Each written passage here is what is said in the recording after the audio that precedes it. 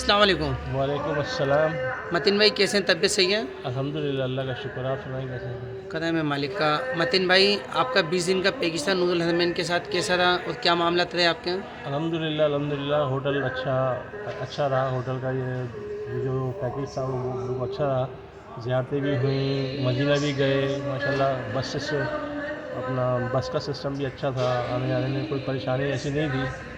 अल्लाह का शुक्र, बड़ा एहसान है, सही रहा बिल्कुल। मतीन भाई, और आप कहते हैं ये अबराज कस्बा होटल कैसा रहा? इसकी शटल कैसी रही? शटल इसकी बेहतरीन, बिल्कुल ठीक थी। मतलब जब हम नीचे आए हमें मिली, जाने को मिली, आने को मिली। बस बेहतरीन शटल सर्विस है, अच्छी है, टाइम टू टाइम है।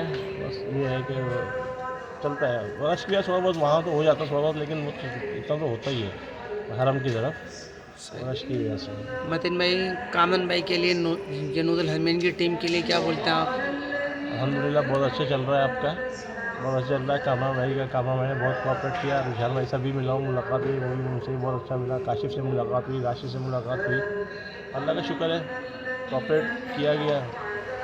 रहे अच्छे से, रूम भी अच्छा मिला, सब कुछ ठीक था, अल्लाह का शुक्र। सही।